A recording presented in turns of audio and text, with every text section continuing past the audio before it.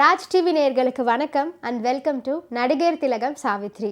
நம்ம நிகழ்ச்சியில் சாவித்ரி அவர்களுடைய திரைப்படங்கள் பற்றியும் அவங்க திரை பயணத்தில் நடந்த பல சுவாரஸ்யமான விஷயங்களையும் தொடர்ந்து பார்த்துட்ருக்கோம். இன்றைக்கி நிகழ்ச்சியிலும் உங்களுக்காகவே இன்னும் பல அற்புதமான விஷயங்கள்லாம் காத்துட்ருக்கு. வாங்க நிகழ்ச்சிக்குள்ளே போகலாம்.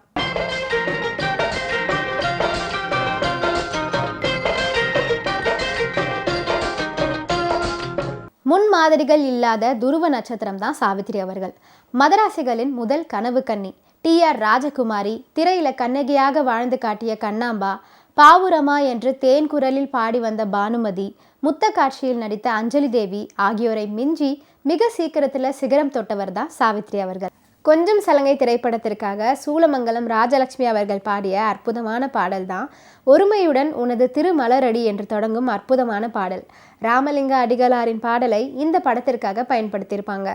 ராமலிங்க அடிகளாரின் திருவருட்பா பாடலை தொடர்ந்து காரக்குறிச்சி அருணாச்சலம் அவர்களின் நாதஸ்வர இசையும் இந்த பாடலில் இனிமையை கூட்டியிருக்கும். பிலஹரி ராகத்தில் இந்த பாடலை SM சுப்பையா நாயுடு அவர்கள் இசையமைச்சிருப்பார். முருக பக்திக்கு முன் உதாரணமாக திகழ்வது ராமலிங்க அடிகளாரின் இந்த திருவருட்பா அப்படின்னு சொன்னால் அதை யாராலையும் மறுக்க முடியாது. கடவுளிடம் என்னெல்லாம் வேண்ட வேண்டும் என்ற ஒரு அழகான பட்டியலை இந்த பாடல் மூலமாக தந்திருப்பார் ராமலிங்க அடிகளார். ஒருமைப்பட்ட மனதுடன் இறைவனை நினைக்கின்ற உத்தமர்களுடைய உறவு வேண்டும். மனதுக்குள் ஒன்றை வைத்து வெளியே வாய் வார்த்தையாக வேறொன்று சொல்பவர்களை பிரித்து அறிந்து அவர்களை தவிர்க்க வேண்டும். இறை புகழ் மட்டுமே பேச வேண்டும். பொய் பேசாதிருத்தல் வேண்டும் என்று பட்டியல் நீளும். இப்படிப்பட்ட பொக்கிஷமான திருவருட்பாவை நமக்கு கொடுத்த அடிகளாரை வணங்குவோம். மேலும் இந்த பாடலை திரைப்படத்தின் மூலம் நமக்கு கொடுத்த இசை மேதைகளையும் நாம் வணங்குவோம்.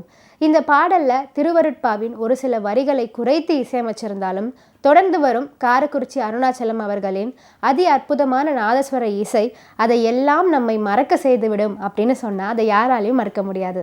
கொஞ்சம் சலங்கை படத்தில் இடம் பிடித்த மற்றும் ஒரு ஃபென்டாஸ்டிக்கான பாடல் தான் காதல் கீதம் கேட்குமோ என் கவலை யாவும் நீங்குமோ என்று தொடங்கும் பாடல்.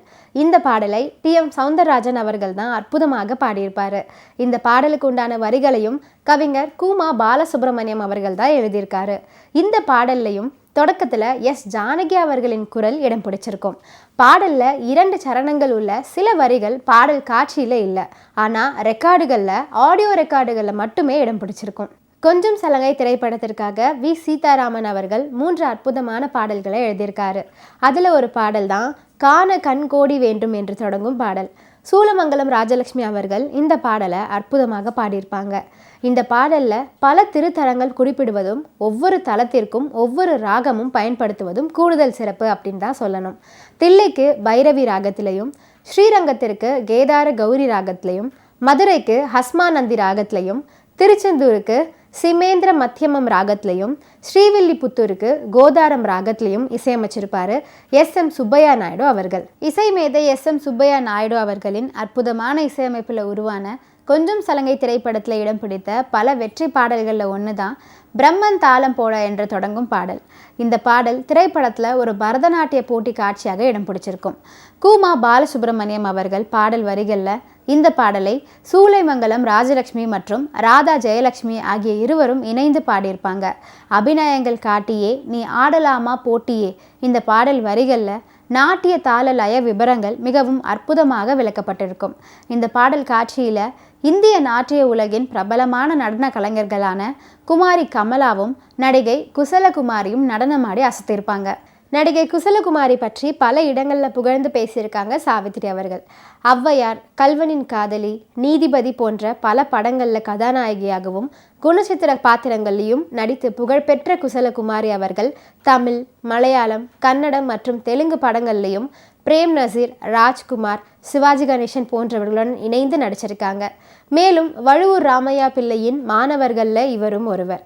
அவரிடம் நடனம் கற்றுக்கொண்ட லலிதா, பத்மினி, ராகினி, குமாரி கமலா, EV சரோஜா, சாய் சுப்புலக்ஷ்மி, S விஜயலட்சுமி என்று பல பெண்கள் திரைப்பட நடனங்களில் தோன்றி பின் நாட்களில் முன்னணி நட்சத்திரமாக மாறி இருக்காங்க அப்படிங்கிறது குறிப்பிட்டு சொல்ல வேண்டிய ஒரு விஷயம்.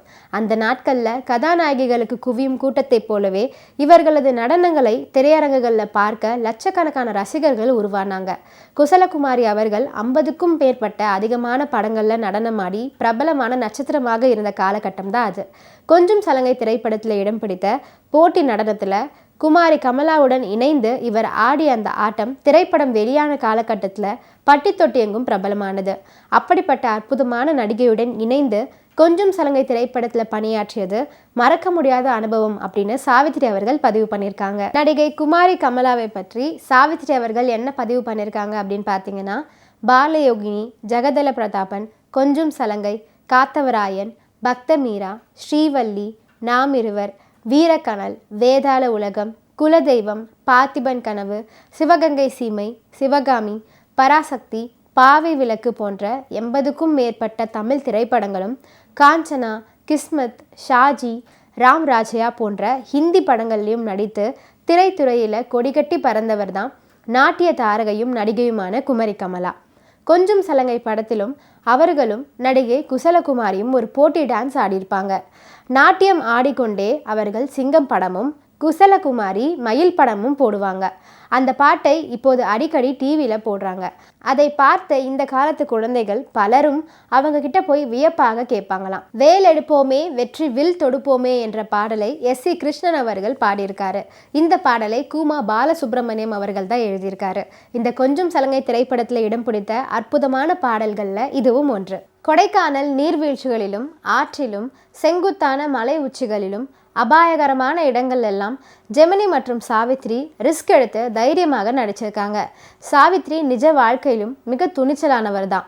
டூப் ஏதும் தேவைப்படாமல் உயிரை பணயம் வைத்து நீர் சுழல்களில் நீந்திருக்காங்க. 100 அடி மலை உச்சியிலிருந்து பெரிய பாறாங்கல் ஒன்று சாவித்ரி மீது விழ இருந்துச்சு. நூலிலையில் பிழைத்தவர் சாவித்ரி. இப்படி பல சுவாரஸ்யமான தகவல்களை கொண்டது தான் இந்த கொஞ்சம் சலங்கை திரைப்படம். இன்னைக்கு நடிகர் திலகம் சாவித்ரி நிகழ்ச்சியில் பல சுவாரஸ்யமான விஷயங்கள்லாம் நான் சொன்னேன். இதெல்லாம் கேட்டு ரசிச்சிருப்பீங்கன்னு நினைக்கிறேன். இந்த நிகழ்ச்சியை தொடர்ந்து பாருங்கள். நன்றி, வணக்கம்.